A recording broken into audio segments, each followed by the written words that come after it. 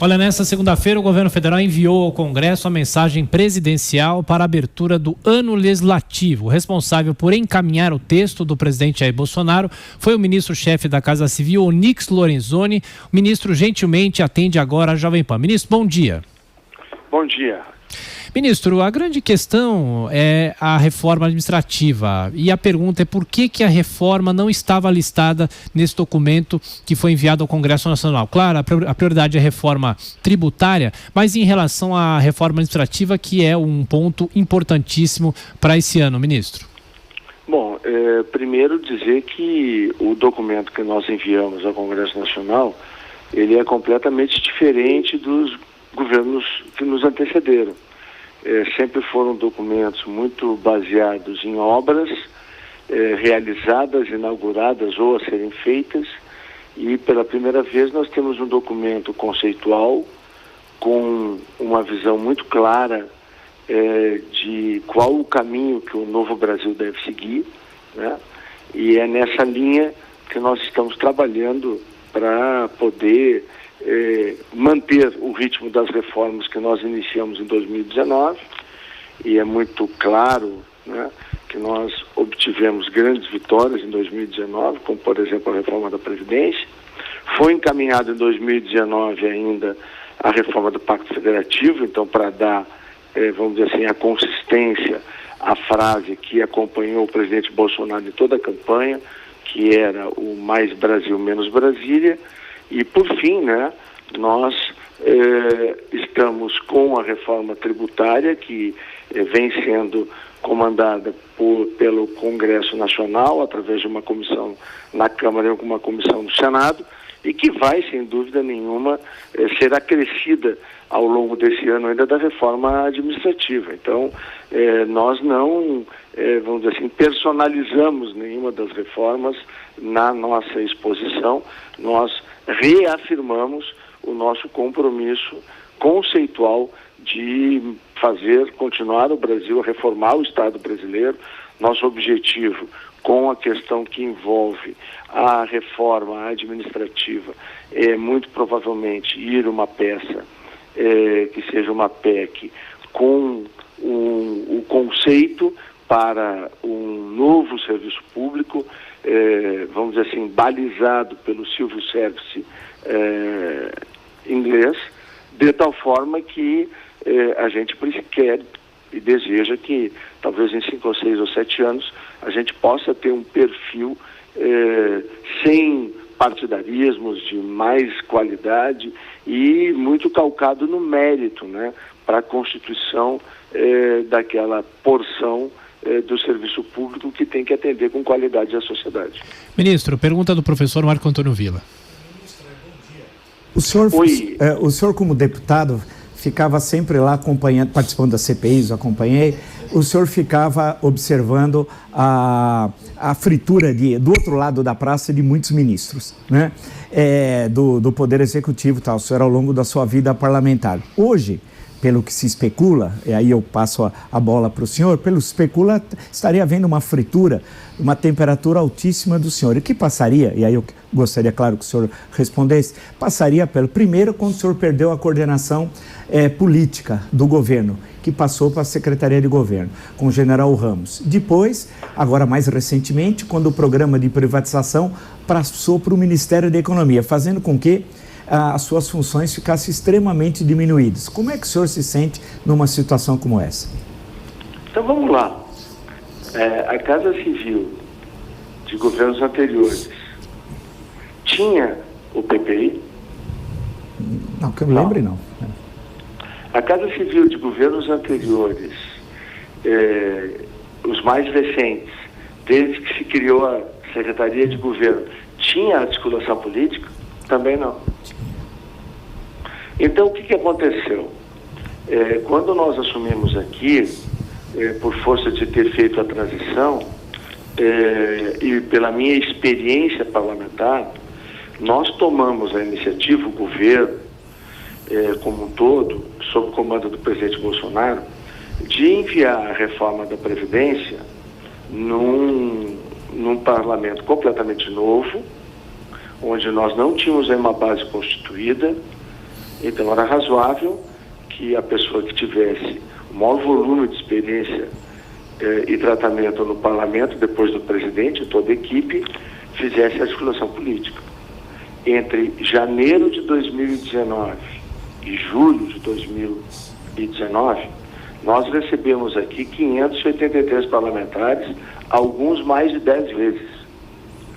Junto com isso, nós mantínhamos as atividades da Subchefia de Assuntos Jurídicos, que vê toda a formatação para todas as leis e decretos. Nós mantínhamos aqui a SAG, que ainda está aqui, que faz toda a questão de mérito, e ainda a Subchefia de Monitoramento e Acompanhamento, que trabalha para a efetivação dos projetos prioritários da Presidência da República. Então, já o natural tem um trabalho exaustivo aqui. Além disso, em julho do ano passado, se tomou a decisão de recuperar a Secretaria para a Secretaria-Geral de Governo, quando teve aquela mudança, né, da saída do General Santos Cruz da Secretaria-Geral de Governo. Nós tomamos aqui, o presidente tomou a decisão de recolocar a articulação política na Secretaria de Governo para permitir que a Casa Civil recepcionasse algo muito importante que era cobrado há muito tempo pelo Tribunal de Contas da União, que era o Centro de Governo. Então, formalmente, desde julho de 2019, a gente tem aqui na Casa Civil o Centro de Governo colocado. Só para que o nosso ouvinte tenha uma ideia, só as reuniões de alinhamento e ajustamento, que são semanais dos 21 ministérios, de julho a dezembro fizemos quase 30 reuniões. Se nós formos as matérias setoriais, onde 2, 3 ou 4 ministérios, às vezes mais, eles têm áreas de participação ou de integração, nós vamos a mais de 350 reuniões. Então, o trabalho de coordenação do Centro de Governo, ele é algo exaustivo e imprescindível para que o país tenha um padrão de governança, como a gente já vem adotando desde a transição, no padrão da OCDE, ou seja, o governo brasileiro tem hoje um padrão de gestão pública igual aos 36 melhores países do mundo. Além disso, nós criamos agora, em janeiro desse ano, a decisão foi em dezembro, mas o ato do presidente foi em janeiro, nós criamos uma secretaria especial para agilizar, né, a acessão do Brasil ao OCDE, visto que o próprio governo americano reiterou o seu apoio, fortaleceu o seu apoio. Então a gente tem aqui um conjunto gigantesco de atribuições e também para lembrar, né, o PPI nasceu na Secretaria-Geral de Governo e lá ficou até o mês de julho, quando com a ida da Subchefia de Assuntos Jurídicos para a Secretaria-Geral de Governo, e a Secretaria-Geral do Governo se especializou na área jurídica, o que ocorreu? O PPI, então, veio transferido para a Casa Civil, para que a Casa Civil incorporasse no processo de coordenação. Também, para lembrar, em julho de 2018, o que aconteceu? Estava lá, em 2018, no texto do programa de governo, o PPI colocado na economia. Então já vinha, desde quando houve a movimentação em julho, uma troca de conversas dentro do governo, junto com a equipe do professor Paulo Guedes, no sentido de que deveríamos redirecionar o PPI lá para a economia para que tudo ficasse lá. É isso. Temos atribuições aqui gigantescas e suficientes. Eu fiz uma frase esses dias, dizendo o seguinte: aqui ninguém tem fome de poder, tem fome de servir ao Brasil. E aqui a gente, com humildade, trabalho e seriedade, está servindo o país. Ministro Nixon Lorenzoni pergunta de Augusto Nunes agora. Ministro, bom dia, Augusto Nunes. Como lembrou o Vila, o senhor tem uma vasta experiência parlamentar. Eu pergunto o seguinte: primeiro, uma observação: o Congresso demorou 1 ano para aprovar a reforma da Previdência. Agora discute qual reforma vai vai ser debatida, como se não fosse possível tocar 2 reformas ao mesmo tempo. Se tivermos uma reforma por ano, o Brasil em 4 anos do governo Bolsonaro vai aprovar 4 reformas quando nós precisamos de mais mudanças. Por que o ritmo é tão lento e por que precisa levar 1 ano para votar uma reforma dessas? Bom, primeiro a gente também tem que lembrar, né, Augusto, que o Brasil, do presidente Bolsonaro, fez a maior reforma previdenciária do mundo ocidental de uma única vez, tanto no seu impacto fiscal quanto na sua abrangência. Certo. Isso é um fato importante. Os próximos 30 anos do país chamado Brasil, nós não teremos problemas de desequilíbrio fiscal oriundos da área previdenciária brasileira. Mas as outras reformas, ministro, não vão demorar esse tempo também, 1 ano? São tão abrangentes quanto a Previdência? Mas o que acontece, né? O parlamento brasileiro, assim como os parlamentos no mundo todo, tem seu tempo próprio, né?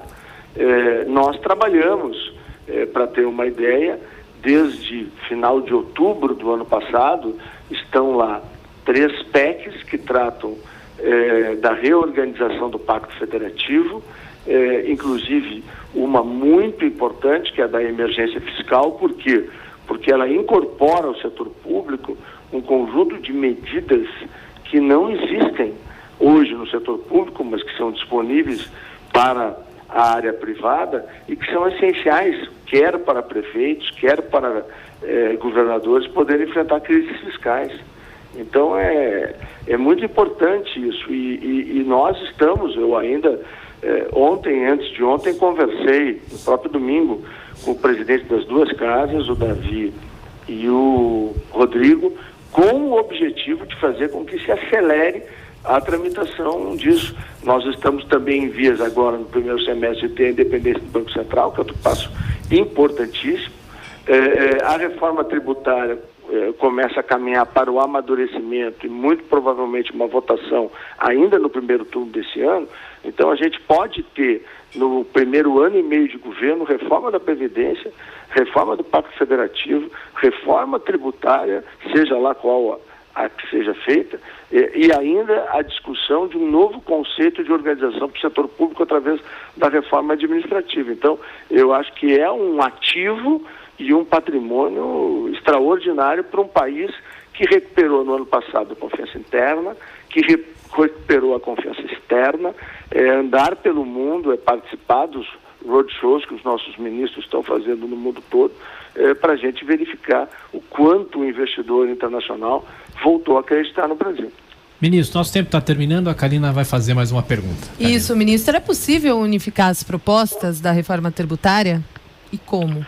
Olha, essa é uma discussão que está nesse momento sendo feita. Há um grupo, né, que dialoga semanalmente, né, entre aí o Ministério da Economia, a Câmara dos Deputados, o Senado Federal, está se tentando buscar, né, um caminho.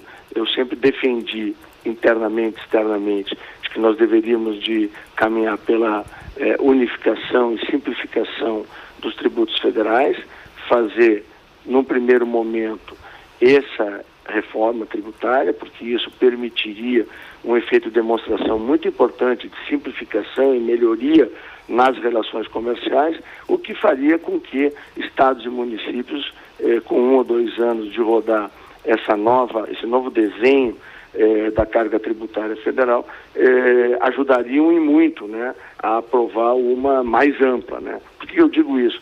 Porque o Brasil, ao ser uma federação, os interesses são muito diferentes.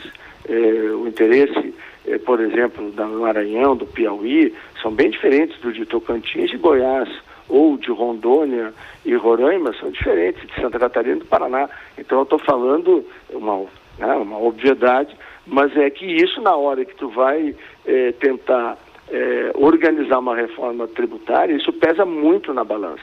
Então por isso que eu tenho conversado internamente, converso com os representantes das 2 casas, no sentido de que talvez a saída seja a gente fazer a reforma tributária dos recursos federais com simplificação, redução, facilitação, unificação e deixar para um segundo momento a questão do enfrentamento das receitas de estados e municípios. Acho que só isso já seria um passo gigantesco E o efeito de demonstração da melhoria do desempenho, tanto da arrecadação quanto da capacidade de ganho de produção do nosso setor produtivo, estimulariam a que estados e municípios caminhassem para um acordo para ter talvez 1 ou 2 impostos só no Brasil todo. Ministro da Casa Civil, Onyx Lorenzoni, obrigado pela entrevista ao Jornal da Manhã. Até a próxima. Bom trabalho. Muito obrigado, à disposição. Uma boa semana de trabalho a todos.